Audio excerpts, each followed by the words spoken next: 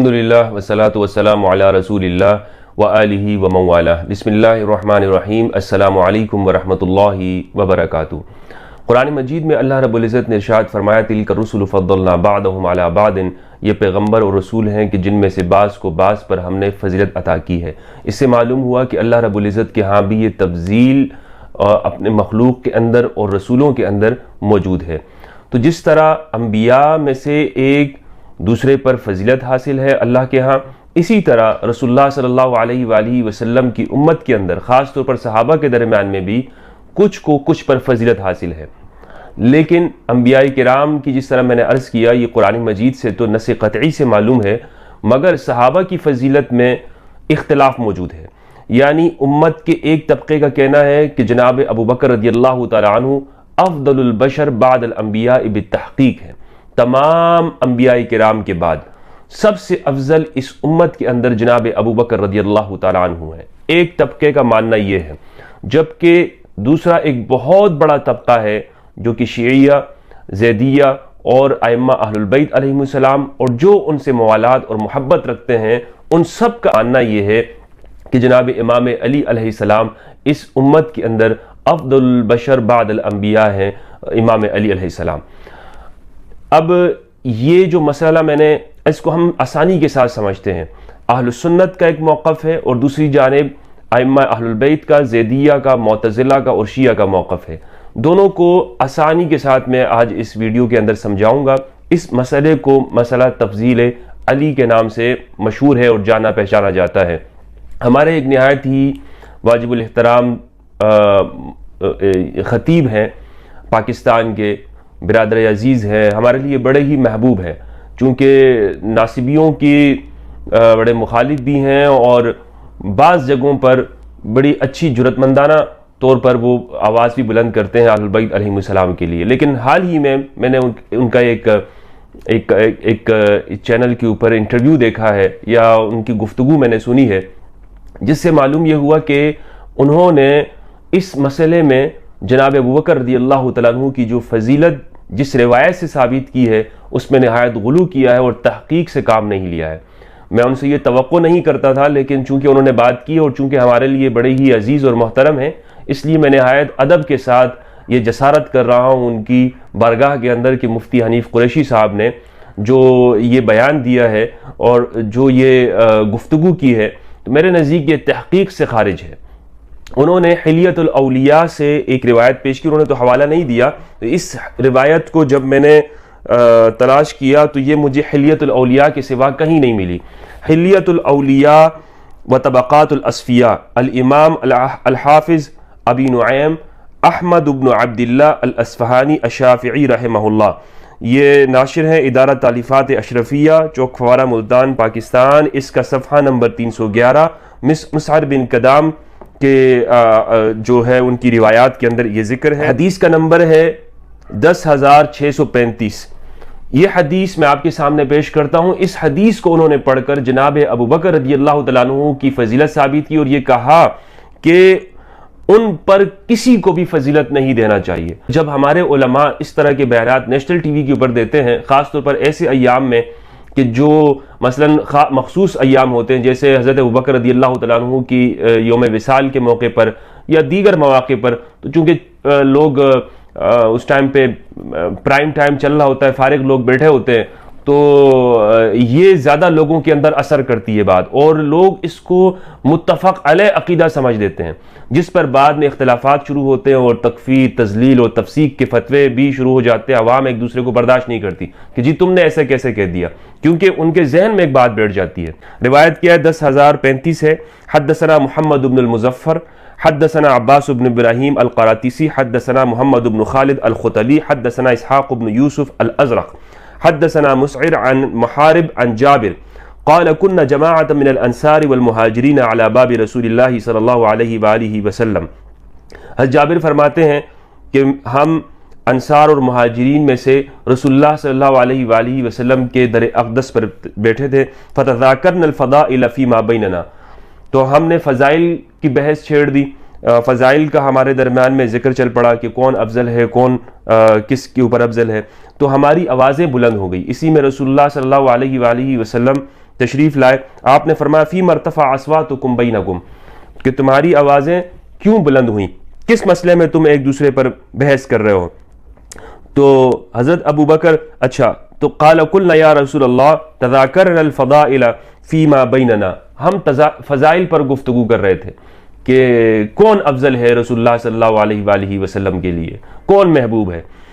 تو کہتے ہیں رسول اللہ صلی اللہ علیہ وآلہ وسلم نے فرمایا فلا تفضلوا احدا منکم علی ابی بکر فانہ افضلکم فی الدنیا والآخرہ، کہ ابو بکر پر کسی کو بھی تم اپنے آپ میں سے کسی کو بھی فضیلت مت دو، کیونکہ یہ تم میں سب سے زیادہ افضل ہے اس دنیا میں بھی اور آخرت میں بھی۔ تو یہ روایت جو ہے یہ حلیۃ الاولیاء کے علاوہ کہیں موجود نہیں ہے، اور اس کے جو راوی ہیں اس پر میں یہ آپ کو بتاؤں کہ آپ اگر تحقیق کریں گے تو یہ منکر روایت ہے۔ منکر روایت کا کیا مطلب ہوتا ہے؟ اس میں ایسا راوی ہے جو وضاع ہے، جھوٹا ہے، اور وہ حدیثیں گڑتا ہے۔ وہ کون سا راوی ہے اس میں نے آپ کے سامنے روات کے نام لیے، محمد بن خالد الختلی، اس کو محدثین نے منکر الحدیث کہا ہے، یعنی یہ اس کے اساتذہ تو مضبوط ہیں اس روایت کے اندر، لیکن یہ شخص ایسا ہے کہ جو منکر روایات بیان کرتا ہے۔ یہ بالکل منکر قسم کی روایت ہے کہ تم حضرت ابو بکر پر کسی کو فضیلت مت دو، حالانکہ رسول اللہ صلی اللہ علیہ وآلہ وسلم نے خود دوسرے صحابہ کو بلکہ امام علی علیہ السلام کو اپنا سب سے زیادہ محبوب قرار دیا ہے، جو کہ میں آپ کے سامنے روایات پیش کروں گا۔ تو یہ حلیۃ الاولیاء سے روایت تھی جس کا حوالہ قریشی صاحب نے تو نہیں دیا، جو میں نے آپ کے سامنے پیش کر دیا۔ ان روایات کو جب اس مسئلے کو اس طرح سے بیان کیا جاتا ہے تو میں سمجھتا ہوں کہ ہمارے ہاں لوگ پھر اس میں تحقیق نہیں کرتے ہیں، اور وہ یہی سمجھتے ہیں جی قریشی صاحب نے کہہ دیا اور یا طاہر القادری صاحب نے بیان کر دیا تو بس یہ تو اب پتھر پر لکیر ہے، لہٰذا یہ کوئی عقیدہ بن گیا ہے۔ یہاں میں آپ کو ایک بات اور بھی بتاؤں جو کہ اہم بات ہے کہ یہ کوئی عقیدے کا مسئلہ نہیں ہے کہ حضرت ابو بکر رضی اللہ تعالیٰ عنہ کی فضیلت کو ہمارے ہاں عقائد میں شامل کیا جاتا ہے کہ جناب وہ اس امت میں سب سے زیادہ افضل ہے۔ عقیدے کا مسئلہ نہیں ہے، یہ ظنیات میں سے ہے، اور بڑے بڑے علماء کرام نے اس امت کے اکابرین نے اس کو ظنیات میں شمار کیا ہے۔ ظنیات کا مطلب کیا ہے کہ جناب اگر کوئی سمجھتا ہے تو سمجھے، نہیں سمجھتا ہے تو وہ کوئی اللہ سبحانہ و تعالیٰ اسے اس بارے میں نہیں پوچھے گا۔ اور کن کن علماء نے اس کو ظنیات میں شمار کیا ہے؟ محمد معین الدین السندی رحمہ اللہ نے، جو کہ صاحب دراسات اللبیب فی الاسوۃ الحسنہ بالحبیب اس کے مصنف ہیں، انہوں نے الحجۃ الجلیہ فی رد من قطع بالافضلیہ، اس میں اہل سنت کے تمام دلائل کو ظنی کہا ہے کہ یہ ظنیات میں سے ہے، یہ کوئی قطعی مسئلہ نہیں ہے، اور اس کو اگر ہم ظنیات میں شمار نہیں کرتے، خرابی اس سے یہ لازم آتی ہے کہ زید بن علی علیہ السلام، امام زید جو ہیں، ان کو پھر آپ کو بدعتی کہنا پڑے گا، ان کو آپ کو اہل سنت سے خارج بلکہ معاذ اللہ ان پہ گمراہی کا فتویٰ آپ جاری کرنا پڑے گا۔ اس کی وجہ یہ ہے کہ وہ اپنے دادا امام علی علیہ السلام کو اس امت میں سب سے افضل قرار دیتے ہیں۔ یہ زیدیہ کا مسلک ہے، اور زیدیہ یعنی امام زید علیہ السلام سے اگر آپ یہ کہتے ہیں کہ جناب یہ قطعی مسئلہ ہے اور اس کا انکار وہ گمراہی ہے، تو پھر امام زید علیہ السلام کو آپ کہاں رکھیں گے؟ وہ تو امام علی پر کسی کو فضیلت نہیں دیتے ہیں۔ اسی طرح سے علامہ شریف علوی بن احمد بن حسن الامام عبداللہ ابن علوی الحداد الحسینی الحضرمی الشافعی نے ایک رسالہ لکھا ہے، احسن القول والخطاب فی بیان افضلیت الاصحاب، اس میں کہا ہے کہ یہ مسئلہ ظنی ہے۔ اسی طرح الحافظ الامام السید احمد بن صدیق الغماری رحمہ اللہ، جو کہ علماء غماریہ میں ایک بڑا نام ہے، احمد بن صدیق رحمہ اللہ، انہوں نے البرہان الجلی فی تحقیق انتساب الصوفیہ الی علی میں اس پر تفصیل سے کلام کیا ہے اور کہا ہے کہ جناب یہ ایک اختلافی مسئلہ ہے، اور اجماع کا جن لوگوں نے کہا ہے تو یہ ایک باطل اور من گڑت بات ہے۔ اسی طرح امام باقلانی، امام الحرمین، امام غزالی، امام الآمدی، امام سعد الدین التفتازانی، سید شریف الجرجانی، قرطبی، علامہ قرطبی، علامہ مازوری، ان تمام کے نزدیک یہ مسئلہ کیا ہے؟ ظنی ہے۔ یہ کوئی نہ کہے آج کے بعد کہ جناب یہ قطعی ہے، اہل سنت کے ہاں اجماع ہے قطعیات میں سے، یہ جو زور دے کر بات کرتے ہیں نا اور منہ سے تھوک اور جھاگ پھینکتے ہوئے جو خطیب اور واعظین شعلہ بیانی سے کام لیتے ہیں، تو ان کی باتیں سننے کے قابل نہیں ہیں۔ علماء اہل سنت نے اس کو ذنی کہا ہے، علماء اہل سنت جو آج سے صدیوں پہلے گزر گئے، اور یہ آج کے ہمارے ہاں خطیب اور ٹک ٹاکر قسم کے مولوی وہ اس مسئلے کو ایسے بیان کر رہے ہوتے ہیں جیسے کہ یہ بس قطعی ہے اور اس سے کسی طرح سے انکار نہیں کیا جا سکتا، اور اگر کوئی افضلیت کا قائل ہے تو جناب وہ روافض میں شامل ہو گیا اور وہ اہل سنت سے نکل گیا۔ ان کے پاس یہ اتھارٹی موجود ہوتی ہے کہ بس ہر کسی کو اہل سنت سے نکالتے رہتے ہیں، کہ جناب یہ تفضیلی ہے۔ تفضیلی کیا چیز ہوتی ہے بھائی؟ یہ اگر تفضیلی آپ دوسرے کے اوپر تہمت لگاتے ہیں تو خود آپ بھی تو تفضیلی ہیں، حضرت ابوبکر کو تفضیل دیتے ہیں تو آپ تفضیلی نہیں ہوئے۔ آپ کے پاس کون سی نص موجود ہے قرآن مجید سے؟ آپ کے پاس بھی تو اس حلیت الاولیاء کی عبارت کے علاوہ تو آپ، اور وہ بھی موضوع روایت، اس کے علاوہ تو کوئی اور آپ کے پاس موجود نہیں ہے۔ کوئی دلیل اگر آپ کے پاس ہے تو اس کو پیش کیجئے۔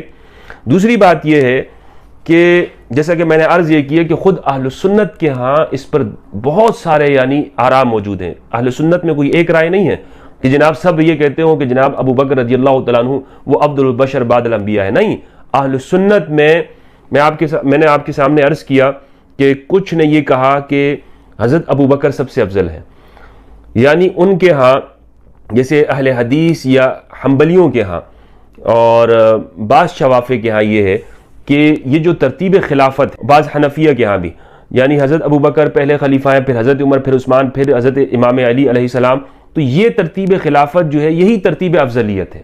تو جس طرح پہلا نمبر حضرت ابو بکر کا خلافت میں ہے، اسی طرح رسول اللہ کے بعد افضل ہونے میں بھی ان کا پہلا نمبر ہے، پھر حضرت عمر، پھر عثمان اور پھر امام علی علیہ السلام۔ لیکن اس ترتیب پر بھی اعتراضات بنتے ہیں، وہ میں آپ کے سامنے پیش کروں گا۔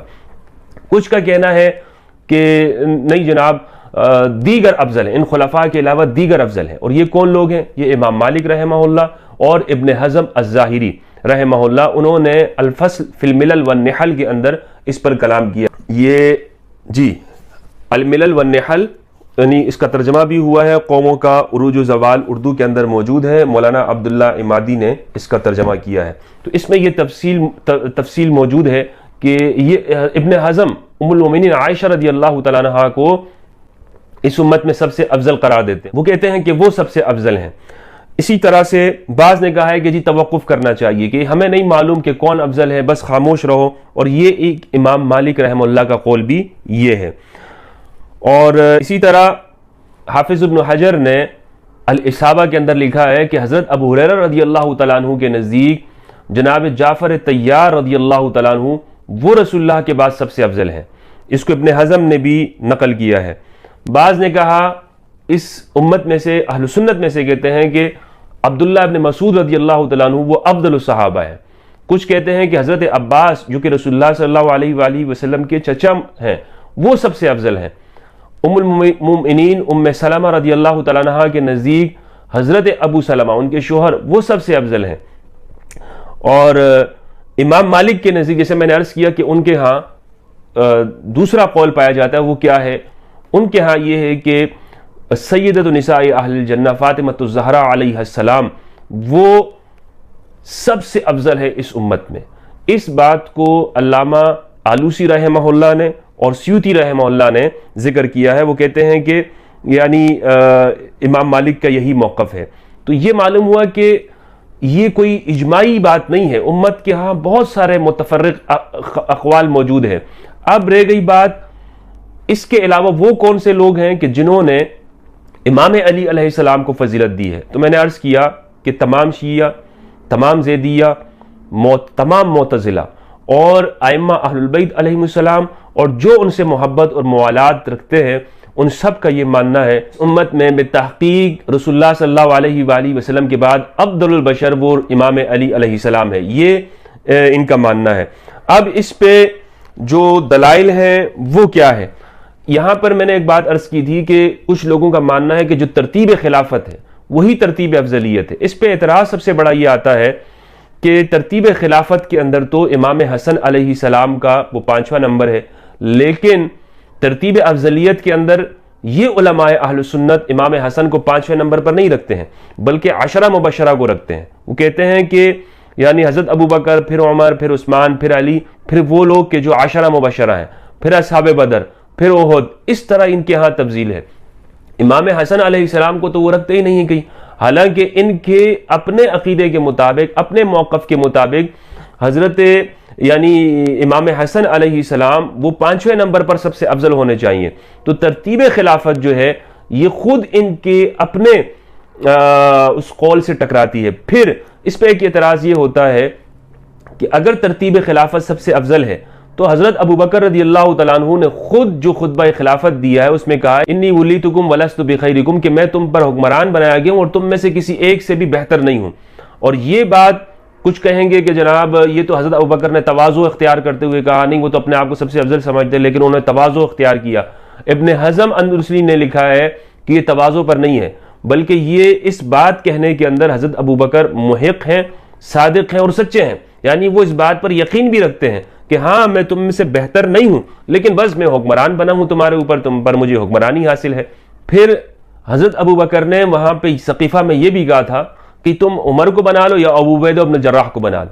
اگر حضرت ابوبکر رضی اللہ تعالیٰ عنہ اپنے آپ کو امت میں سب سے افضل سمجھتے اور یہ ترتیب خلافت کے اعتبار سے، تو پھر تو ابو عبیدہ بن جراح تیسرے نمبر پر افضل ہونے چاہیے، لیکن وہ یہ ہمارے اہل سنت اس طور پر نہیں مانتے۔ حضرت عمر نے خود اس بات کا ذکر کیا تھا کہ میں ابو عبیدہ بن جراح کو بناؤں یا معاذ بن جبل کو بناؤں اپنے بعد خلیفہ، یا خالد بن ولید، ان کے بارے میں بھی اقوال آتے ہیں۔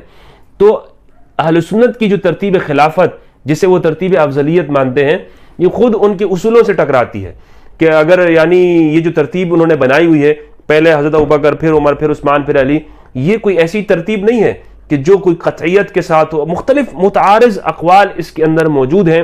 لہٰذا جتنی ہم اس کی تفصیل میں جائیں گے ہمیں یہی معلوم ہوتا جائے گا کہ یہ ضنی مسئلہ ہے، کوئی قطعی نہیں ہے، کسی طرح سے اس پر کوئی دلیل موجود نہیں ہے قطعی ہونے کی۔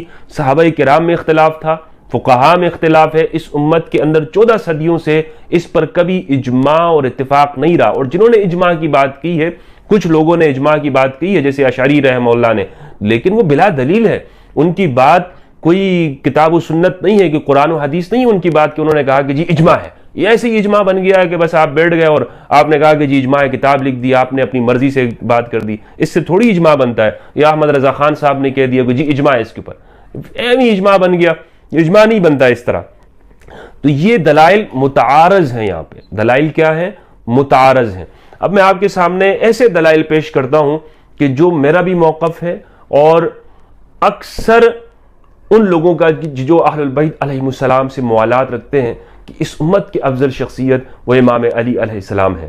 پہلے میں آپ کے سامنے اس موقف کے اوپر دلائل پیش کرتا ہوں احادیث سے کہ امام علی علیہ السلام افضل ہیں اس امت کے اندر۔ سب سے پہلی جو ہماری دلیل ہے وہ قرآن مجید کی آیت ہے، آیت مباہلہ۔ آپ سب کو یاد ہوگی کہ رسول اللہ صلی اللہ علیہ وآلہ وسلم نے آیت مباہلہ کی مصداق کے اندر امام علی کو، امام حسن و حسین اور سیدہ فاطمہ الزہرا علیہ السلام علیہم السلام، ان سب کو مباہلہ کے لیے رسول اللہ صلی اللہ علیہ وآلہ وسلم ساتھ لے کے گئے، اور یہ قرآن مجید کی جو تفسیر ہے وہ احادیث، صحیح احادیث سے ثابت ہے۔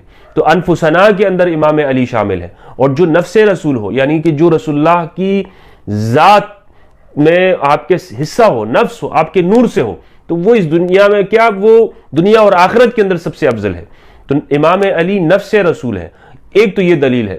دوسری وہ متواتر روایات ہیں کہ جن کا انکار نہیں کیا جا سکتا۔ متواتر کا مطلب یہ ہوتا ہے کہ ایک جم غفیر نے اس کو روایت کیا ہر دور کے اندر، اور اس کا انکار کرنے والا ایک متعند اور ضدی قسم کا انسان ہو سکتا ہے۔ جیسے آج ہم یہ کہیں کہ دن کے وقت میں سورج چڑھا ہوا ہے اور کوئی کہے کہ جناب یہ تو سورج موجود نہیں ہے، کوئی اندھا یہ اس سے انکار کر سکتا ہے، یا کوئی کہے کہ جی دنیا کے نقشے پر پاکستان موجود نہیں ہے، یہ پاگل یہ آدمی کہہ سکتا ہے۔ تو یہ متواتر ہے۔ اس میں سے پہلی روایت کیا ہے؟ وہ حدیث الغدیر یا حدیث الثقلین۔ رسول اللہ صلی اللہ علیہ وآلہ وسلم نے امام علی کے لیے فرمایا من کنت مولا فہذا علی مولا اللہم والی من والا وعاد من عادا، کہ امام علی کو سب کا مولا قرار دیا، سب کا مولا۔ اب اس میں کوئی یہ نہ کہے کہ جناب مولا کا معنی کیا ہے، آپ زیادہ نہیں جانتے ہیں رسول اللہ سے۔ رسول اللہ نے جو مولا فرما دیا تو سب کا مولا فرما دیا، سب کے مولا آقا امام علی علیہ السلام ہے، تو سب کے مولا جب قرار دے دیا تو سب سے افضل بھی ہو گئے۔ اسی طرح حدیث الثقلین، اہل البیت علیہ السلام، امام علی علیہ السلام وہ شامل ہیں، وہ حصہ ہیں اصحاب قصہ، حدیث القصہ، جو ام المؤمنین عائشہ سے اور ام المؤمنین ام سلمہ سے مروی ہے۔ اصحاب قصہ کے اندر امام علی علیہ السلام ہے، یعنی کسی اور کے لیے یہ فضیلت ثابت نہیں ہے۔ اسی طرح حدیث الطیر، رسول اللہ صلی اللہ علیہ وآلہ وسلم سے یہ متواتر ثابت ہے، اور اس روایت کو نقل کرنے میں انس بن مالک، امام علی، ابن عباس، جابر بن عبداللہ، ابو رافع، یعلا بن مرہ اور سفینہ رضی اللہ تعالی عنہم، ان سب سے یہ روایت متواتر درجے میں ثابت ہے۔ حدیث الطیر اس کو کہتے ہیں۔ حدیث کے کیا الفاظ ہیں کہ رسول اللہ صلی اللہ علیہ وآلہ وسلم کے پاس ایک مرتبہ بھنا ہوا پرندہ پیش کیا گیا کہ آپ اس کو تناول فرمائیں، آپ اس کو کھائیں، تو آپ نے جب آپ کے سامنے رکھا گیا تو آپ نے یہ دعا کی، اللہم ائتنی بأحب خلقک الیک یأکل معی من ھذا الطائر فجاءہ علی۔ آپ نے فرمایا پروردگار تو میرے پاس اس وقت میں اس شخص کو لے آ کہ جو تیری مخلوق میں سے تجھے سب سے زیادہ پسندیدہ ہو، اے اللہ تجھے جو سب سے زیادہ پسندیدہ ہے اسے میرے پاس یہاں لے آ اس وقت میں، تاکہ وہ میرے ساتھ اس پرندے کو بھنے ہوئے گوشت کو کھائے۔ فجاءہ علی، تو اسی اثناء میں امام علی علیہ السلام نبی صلی اللہ علیہ وآلہ وسلم کے پاس آ گئے۔ یہ حدیث متواتر ہے، اس کا انکار نہیں کیا جا سکتا، حدیث الطیر کے نام سے۔ تو امام علی کو رسول اللہ صلی اللہ علیہ وآلہ وسلم نے فرمایا کہ جو اللہ کے ہاں جس کا مرتبہ جو سب سے زیادہ اللہ کو محبوب ہے وہ کون ہے؟ وہ امام علی ہے۔ اس روایت کی جو مصداق ہے وہ بخاری اور مسلم کے اندر بھی موجود ہے۔ باب جیسے خیبر کے موقع پر رسول اللہ نے فرمایا کہ میں کل اس شخص کو بھیجوں گا کہ جس سے اللہ اور اس کا رسول محبت کرتا ہے، اور جو اللہ اور اس کے رسول سے محبت کرتا ہے۔ تو اللہ اور اس کا رسول کس سے محبت کرتا ہے؟ وہ علی سے محبت کرتے ہیں، تو لہٰذا وہ کیا ہوئے؟ اللہ کے سب سے محبوب ہوئے۔ ایک حدیث یعنی حدیث الطیر کے مصداق میں نے آپ کو بتا دیا۔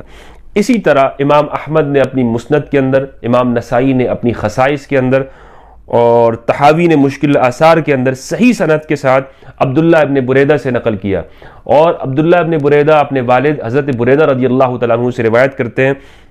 ایک طویل حدیث ہے، اس کا میں ٹکڑا آپ کے سامنے رکھتا ہوں۔ انہوں نے فرمایا کہ فما کان احد بعد رسول اللہ احب الی من علی، وہ اپنے بارے میں کہتے ہیں حضرت بریدہ کہ رسول اللہ کے بعد اس دنیا کے اندر مجھے علی سے بڑھ کر کوئی شخص محبوب نہیں ہے۔ تو حضرت بریدہ کا مسلک کیا ہے کہ رسول اللہ کے بعد ہمارے لیے سب سے افضل کون ہے؟ وہ امام علی علیہ السلام ہے۔ تو ایک صحابی کا یعنی انہوں نے خود اپنے الفاظ میں یہ ارشاد فرما دیا۔ اسی طرح حضرت ابو ذر غفاری رضی اللہ تعالیٰ عنہ سے حدیث ہے۔ ابو ذر غفاری ایک مرتبہ مسجد کے اندر بیٹھے ہوئے تھے، اور آپ کے سامنے امام علی علیہ السلام وہ نماز پڑھ رہے تھے۔ تو ایک شخص آیا، اس نے کہا کہ اے ابو ذر، آپ مجھے ایسے شخص کے بارے میں بتائیے کہ جو آپ کو سب سے زیادہ محبوب ہو، کیونکہ جو شخص آپ کو سب سے زیادہ محبوب ہوگا تو میں سمجھ جاؤں گا کہ وہ رسول اللہ کو بھی سب سے زیادہ محبوب ہوگا۔ تو حضرت ابو ذر غفاری رضی اللہ تعالیٰ عنہ نے کہا کہ ای ورب الکعبہ، بخدا کعبہ کے رب کی قسم کہ رسول اللہ صلی اللہ علیہ وآلہ ان احبہم الی احبہم الی رسول اللہ، کہ مجھے رسول اللہ کے صحابہ میں سب سے زیادہ جو شخص محبوب ہوگا وہ وہی شخص ہے کہ جو رسول اللہ کو محبوب تھا، وہ وہی شخص ہے کہ جو رسول اللہ کو محبوب تھا۔ واشار بیدہ الی علی، اور یہ بات کہتے ہوئے حضرت ابو ذر غفاری رضی اللہ تعالیٰ عنہ نے امام علی علیہ السلام کی طرف اشارہ کیا اور فرمایا کہ یہ وہ شخص ہے کہ جو مجھے محبوب ہے۔ کیوں؟ اس لیے کہ یہ رسول اللہ کو سب سے زیادہ محبوب ہے۔ تو امام علی علیہ السلام وہ کیا ہیں؟ صحابہ کی تصریحات سے، احادیث سے بھی ہمارے سامنے معلوم ہوا کہ امام علی اللہ کے سب سے زیادہ محبوب ہیں، رسول اللہ کے سب سے زیادہ محبوب ہیں، ابو ذر غفاری کے سب سے زیادہ محبوب ہیں۔ حضرت بریدہ فرماتے ہیں کہ میں ان سے سب سے زیادہ ان سے ہی محبت کرتا ہوں رسول اللہ کے بعد۔ تو اگر امام علی کے بارے میں کوئی شخص کہتا ہے کہ وہ افضل البشر ہیں، اور تو اس سے کوئی یعنی اس کو ہم اس پہ اپنی پیشانی کو جو ہے نا وہ نہیں کرنا چاہیے، یعنی چبجبی نہیں ہونا چاہیے، اور اس کو اہل سنت سے نکال دینا یا اس پہ اعتراض کرنا، گمراہی کے فتوے لگانا، یہ انتہائی درجے کی حماقت اور جہالت ہے۔ اور یہ بات کرنا کہ جناب دوسرے شخص کے اوپر اجماع ہے، فضیلت ہے، اور اس پر کوئی شخص یعنی افضل نہیں ہے، یہ بھی تحقیق سے دور بات ہے۔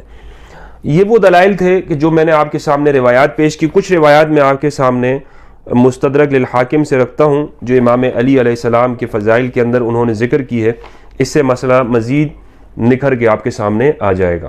مستدرک للحاکم کے اندر 4575 حدیث ہے، یہ بھی طویل حدیث ہے۔ عامر بن سعد سے روایت ہے، وہ کہتے ہیں کہ معاویہ نے سعد بن ابی وقاص سے کہا کہ تم علی بن ابی طالب کو گالیاں کیوں نہیں دیتے ہو؟ تو انہوں نے پھر جوابات عرض کیے کہ 3 وجوہات ہیں کہ جس کی وجہ سے میں امام علی کو گالیاں نہیں دیتا ہوں، کہ اگر ان میں سے ایک بھی میرے لیے ہوتی تو وہ میرے لیے دنیا کے اندر سرخ اونٹوں سے زیادہ قیمتی ہوتی۔ اس میں سعد بن ابی وقاص نے کہا کہ ایک وجہ یہ ہے کہ جس وجہ سے میں امام علی کو گالیاں نہیں دیتا ہوں وہ یہ ہے کہ رسول اللہ نے امام علی سے کہا الا ترضى ان تكون مني بمنزلة هارون من موسى الا انه لا نبوة بعدي، کہ اے علی تم اس بات پر راضی نہیں ہو کہ تمہارا درجہ میرے ساتھ اس طرح ہو کہ جس طرح ہارون کا موسیٰ کے ساتھ تھا، مگر یہ کہ میرے بعد کوئی نبی نہیں ہے۔ یہ جو روایت ہے یہ حدیث الوصیہ بھی اسے آپ کہہ سکتے ہیں، اس ٹکڑے کو، اور یہ صحیح مسلم کے اندر بھی موجود ہے، یہ الفاظ یہ موجود ہیں صحیح کے اندر۔ اور امام حاکم نے کہا ھذا حدیث صحیح علی شرط الشیخین ولم یخرجاه بهذه السیاق وقد اتفقا جمیعا علی اخراج حدیث المواخات و حدیث الرایا، اور یہ صحیح مسلم کے اندر موجود ہے جو میں نے آپ کے سامنے عرض کیا، یہ الا ترضى ان تكون منی بمنزلة ہارون من موسیٰ، یہ حدیث پوری وہاں صحیح مسلم کے اندر موجود ہے۔ اس سے کیا معلوم ہوا کہ موسیٰ علیہ السلام کے بعد جو افضل ہیں وہ کون ہیں؟ ہارون علیہ السلام۔ چاہے اس سے خلافت ثابت ہوتی ہو یا نہ ہوتی، ہمارے اہل سنت کہیں گے کہ جی اس سے خلافت تو ثابت نہیں ہوتی، میں خلافت کی ثبوت پہ بات نہیں کر رہا ہوں، لیکن موسیٰ کے بعد افضل تو ہارون علیہ السلام ہے نا، ان کی امت کے اندر بالاتفاق افضل ہے، اس میں تو کوئی شک نہیں ہے۔ تو اسی طرح رسول اللہ کے بعد افضل شخص کون ہوئے؟ وہ امام علی علیہ السلام ہوئے۔ اس سے زیادہ صراحتاً اور صریح دلیل، واضح دلیل اور ہمارے لیے کیا چیز چاہیے؟ اب اگر کسی کی آنکھوں کے اوپر پردہ نہ ہو، تعصب نہ ہو اور سنیت کا ٹھیکہ نہ ہو تو پھر تو وہ سمجھ جائے گا، اور اگر وہ نہیں واقعی ٹھیکیدار ہے تو پھر تو نہیں سمجھے گا۔ کانٹریکٹر حضرات تو اسی چیز کو سمجھتے ہیں کہ جو ان کے دماغ میں ایک بات بیٹھ جاتی ہے۔ اسی طرح 4576 پر حدیث ثقلین ذکر ہے، اس سے بھی ہم استدلال کر سکتے ہیں، اور استدلال موجود ہے اس کے اندر۔ حدیث نمبر 4633 ہے کہ رسول اللہ صلی اللہ علیہ وآلہ وسلم کے وارث امام علی علیہ السلام ہیں۔ ابو اسحاق کہتے ہیں قال سألت قسم ابن العباس، میں نے قسم ابن العباس سے پوچھا کیف ورث علی رسول اللہ صلی اللہ علیہ وآلہ وسلم دونکم، قال لأنه كان اولنا به لحوقا واشدنا به لزوقا، فرمایا کہ قسم ابن عباس سے وہ پوچھا انہوں نے کہ تم لوگوں کے ہوتے ہوئے یہ کیسے ہوا کہ رسول اللہ صلی اللہ علیہ وآلہ وسلم نے امام علی کو وارث قرار دے دیا اور تمہیں چھوڑ دیا؟ تو انہوں نے کہا کہ اس لیے کہ امام علی ہم سب سے زیادہ رسول اللہ صلی اللہ علیہ وآلہ وسلم کے ساتھ رہے ہیں۔ تو رسول اللہ کے وارث کون ہیں؟ رسول اللہ کے وارث وہ امام علی علیہ السلام ہے۔ اب اس پر آگے امام حاکم نے ایک محمد بن صالح الہاشمی کا ایک اثر پیش کیا ہے، وہ کہتے ہیں کہ میں نے ابو عمر القاضی کو سنا، وہ کہتے تھے کہ اسماعیل بن اسحاق القاضی کو سنا، وہ کہتے تھے، اور جب ان کے سامنے قسم کا قول ذکر کیا گیا تو انہوں نے کہا کہ یہاں سے وراثت سے مراد جو ہے وہ علم کی وراثت ہے۔ ہم اگر اس کو علم کی وراثت بھی مان لیں، مال کی وراثت نہ بھی مانیں، تو سب سے بڑے عالم ہوئے نا رسول اللہ کے بعد امام علی علیہ السلام، اور علم اس سے بڑی اور فضیلت کیا ہو سکتی ہے؟ لہٰذا جو لوگ یہ کہتے ہیں کہ جناب دوسرا کوئی صحابی وہ افضل ہے اور وہ سب سے بڑا عالم بھی ہے اور وہ ہم میں سب سے بڑے عالم ہے، تو یہ دعویٰ بھی خود بخود باطل ہو گیا۔ سب سے بڑے عالم، چونکہ علم کی وراثت اگر ہم امام علی کو مان لیتے ہیں رسول اللہ صلی اللہ علیہ وآلہ وسلم، تو رسول اللہ کے جو علم میں وارث ہیں وہ سب سے افضل ہوئے اس اعتبار سے بھی۔ اسی طرح منہال ابن عمر نے عباد ابن عبداللہ الاسدی سے نقل کیا، انہوں نے امام علی علیہ السلام سے، وہ فرماتے ہیں انما انت منذر ولکل قوم ہاد، قال علی رسول اللہ صلی اللہ علیہ وآلہ وسلم المنذر وانا الہادی، ھذا حدیث صحیح الاسناد ولم یخرجہ۔ عباد ابن عبداللہ الاسدی سے مروی ہے، وہ کہتے ہیں کہ انہوں نے یہ آیت پڑھی انما انت منذر ولکل قوم ہاد، کہ آپ تو صرف ڈر سنانے والے اور ہر قوم کے لیے ایک ہادی اور رہنما ہوتا ہے۔ تو امام علی نے فرمایا کہ رسول اللہ صلی اللہ علیہ وآلہ وسلم المنذر ہیں، اور ہادی کون ہے؟ وہ میں ہوں۔ ہادی کون ہے؟ وہ میں ہوں، یعنی رسول اللہ کے پیغام کو آگے پہنچانے والا۔ اور مستدرک للحاکم کے اندر یہ ہے کہ امام علی کے لیے رسول اللہ نے فرمایا کہ تم میری امت کے لیے بیان کرنے والے ہو، جس طرح کہ حدیث الثقلین میں کتاب اللہ ہے اور اطرت ہے، اہل البیت علیہ السلام ہے، تو اہل البیت کیا ہے؟ وہ اس کتاب اللہ کی تفسیر کرنے والے ہیں، اس کو بیان کرنے والے ہیں، اس کو کیا کرنے والے ہیں؟ بیان کرنے والے ہیں۔ یہاں ایک اور حدیث ہے، وہ میں آپ کے سامنے پیش کرتا ہوں، 4648 نمبر۔ اچھا، یہ پچھلی جو حدیث ہے یہ 4664 ہے، اور یہ حدیث جو میں آپ کے سامنے پڑھ رہا ہوں یہ 4648 ہے۔ اخبرنی احمد بن عثمان بن یحییٰ، سند ہے حدثنا عوف بن ابی عثمان النہدی قال قال رجل لسلمان، ایک شخص نے سلمان رضی اللہ تعالیٰ عنہ سے کہا، ما اشد حبک لعلی، تم علی سے اتنی محبت، اتنی شدید محبت کیوں رکھتے ہو؟ تو انہوں نے کہا، قال سمعت رسول اللہ صلی اللہ علیہ وآلہ وسلم یقول، میں نے رسول اللہ کو یہ ارشاد فرماتے ہوئے سنا، من احب علی فقد احبنی، جس نے علی سے محبت کی اس نے مجھ سے محبت کی، ومن ابغض علی فقد ابغضنی، اور جس نے علی سے بغض رکھا اس نے مجھ سے بغض رکھا، جس نے علی سے بغض رکھا اس نے مجھ سے بغض رکھا۔ تو یہ بہرحال ان روایات سے امام علی علیہ السلام کے جو فضائل ہیں، جو آپ کا محبوب ہونا رسول اللہ صلی اللہ علیہ وآلہ وسلم کو یہ معلوم ہوا۔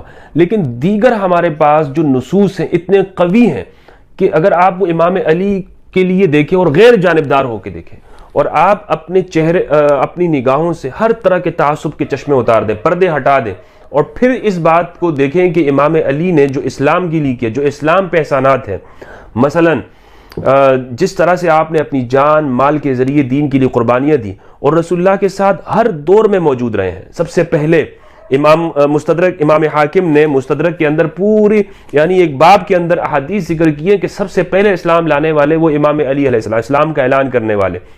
اسی طرح رسول اللہ صلی اللہ علیہ وآلہ وسلم کا مشکل میں ساتھ دینے والے، اور شیب ابی طالب کی گھڑی میں آپ کے ساتھ رہنے والے۔ دیگر تو حبشہ کی طرف ہجرت کر گئے، خود حضرت ابو بکر رضی اللہ تعالیٰ عنہ بھی انہوں نے ارادہ کیا تھا حبشہ کی طرف جانے کا، لیکن پھر ابن الدغنہ کے پاس وہ آ کے وہ ٹھہر گئے، انہوں نے گھر میں ایک مسجد بنا لی رضی اللہ تعالیٰ عنہ۔ بخاری کے اندر یہ واقعہ موجود ہے۔ تو سب یعنی وہ رسول اللہ کے ساتھ کوئی موجود نہیں تھا وہاں پر۔ جو شیب ابی طالب ہے وہاں پر کون ہے؟ 3 سال تک بھوک پیاس کی حالت میں تکالیف کس نے ساتھ برداشت کی؟ وہ امام علی علیہ السلام ہے۔ پھر دعوت ذو العشیرہ کے اندر جو اعلان ہے، سب سے پہلے جو رسول اللہ کے لیے کہنے والا کہ میں آپ کا ساتھ اور مددگار ہوں گا، وہ کون ہے؟ وہ امام علی ہیں۔ اور رسول اللہ نے جن کا ہاتھ بلند کر کے کہا کہ جس کا میں مولا ہوں اس کا علی مولا ہے، اور اے اللہ اس کی مدد فرما کہ جو علی کی مدد کرتا ہے، جو علی کا ساتھ دیتا ہے، اور اس کو دشمن رکھ کے جو علی کو دشمن رکھتا ہے، وہ علی کے لیے کا۔ علی وہ سب سے پہلے ہیں کہ جنہوں نے اپنی جان کو اللہ کے رسول کے لیے بیچ دیا، اللہ کے لیے سودا کر لیا۔ ان اللہ اشتری من المؤمنین انفسهم واموالهم بان لهم الجنہ، اور اپنے آپ کو ہجرت کی شب میں وہاں پہ سلا دیا۔ علی ہیں کہ جن کے لیے حدیث الطیر ہے، حدیث الولایہ ہے، حدیث الغدیر ہے، اور علی ہی وہ شخص ہیں کہ جو ہر موقع پر رسول اللہ کے لیے اپنے آپ کو فدا کرنے والے ہیں، جنگوں کے اندر سامنے آنے والے ہیں، کسی جنگ میں نہیں بھاگے، کسی جنگ میں پیچھے نہیں ہٹے، ہر طرح سے قربانیاں اسلام کے لیے دی۔ علی ہی وہ ہیں کہ جس کے پاس رسول اللہ کی سب سے قیمتی آپ کا بدعہ وہ فاطمہ الزہرا علیہ السلام وہ آپ کے نکاح میں ہے اور آپ کے پاس موجود ہیں۔ بلکہ یہ اس امام علی کے سب سے افضل ہونے کی دلیل ہے کہ باقی صحابہ نے اس بات کا مطالبہ بھی کیا تھا، جیسے حضرت ابوبکر حضرت عمر رضی اللہ عنہما نے کہ رشتہ بھی طلب کیا تھا، اور حضرت ابوبکر اور حضرت عمر کو رشتہ دینے سے انکار کر دیا تھا رسول اللہ صلی اللہ علیہ وآلہ وسلم نے۔ تو اس سے یہ بھی دلائل ہیں فضائل کے۔ تو لہٰذا میں اس پر یہ کہنا چاہوں گا کہ اتنی شدت نہ کریں کہ آپ اپنا ایک موقف بیان کرتے ہیں اور وہ کہتے ہیں کہ جناب موضوع اور من گھڑت روایات کے ذریعے سے پھر کہتے ہیں آپ اس کو مانیں، ورنہ تو اس طرح روایات موجود ہیں جیسے خطیب نے نقل کیا یا ابن عساکر دمشقی نے نقل کیا ہے، اور مستدرک کے اندر بھی یہ موجود ہے، لیکن مستدرک کے اندر دوسرے الفاظ کے ساتھ ہے۔ خطیب نے یا ابن عساکر نے جو نقل کیا ہے وہ کیا ہے؟ علی خیر البشر من ابا فقط کفر، علی خیر البشر ہے، جس نے انکار کیا اس نے کفر کیا۔ علماء نے محدثین نے ہمارے ہاں ذہبی وغیرہ نے اس پہ موضوع کا حکم لگایا کہ یہ من گڑت ہے، اور میں بھی یہ کہتا ہوں کہ یہ روایت من گڑت نہیں تو موضوع نہیں تو ضعیف تو ہے بہرحال، لیکن وہ ہمارے علماء نے جو اس کو موضوع کہا ہے تو وہ اس لیے کہ اس میں شیعہ راوی ہیں۔ تو یہ بھی میں نے اس پہ پہلے گفتگو کی ہے کہ علماء صرف شیعہ ہونے کی وجہ سے جو موضوع کہتے ہیں، تو بعض اوقات میں سمجھتا ہوں کہ یہ سب سے زیادہ صحیح ہوگی، کیونکہ یہ جو جرح ہے یہ فرقہ وارانہ ہے، یعنی یہ کوئی تحقیق کی بنیاد پہ نہیں، صرف اس لیے کہ جی شیعہ راوی ہے، تو شیعہ راوی ہے تو اس میں ایسی کیا قباحت ہو گئی۔ لیکن مستدرک کے اندر بہرحال یہ بات موجود ہے کہ رسول اللہ صلی اللہ علیہ وآلہ وسلم نے یہ فرمایا کہ سید النساء اہل الجنہ فاطمہ سے فرمایا کہ اللہ سبحانہ و تعالیٰ نے دنیا میں دو لوگوں کو چن لیا ہے، پسند کر لیا، ایک تو تمہارے والد ابو کا اور دوسرے بعلو کا، دوسرے تمہارے شوہر ہیں۔ تو یہ اتنی قوی درجے کی روایت ہے کہ یعنی اس میں آپ اگر غور کریں تو معلوم ہوگا کہ اللہ کے رسول ہیں اور دوسرا امام علی علیہ السلام ہے۔ تو لہٰذا آج کی اس گفتگو کا ہمارا جو خلاصہ ہے وہ یہ ہے کہ یہ مسئلہ کوئی قطعی نہیں ہے، اس پر اتنی شدت نہیں کرنا چاہیے، اور جو لوگ امام علی کو فضیلت دیتے ہیں ان کی گمراہی اور تفسیق اور تضلیل کر کے اس امت کے اندر فتنے اور فرقے نہ بڑھائے جائیں اور نہ پھیلائے جائیں۔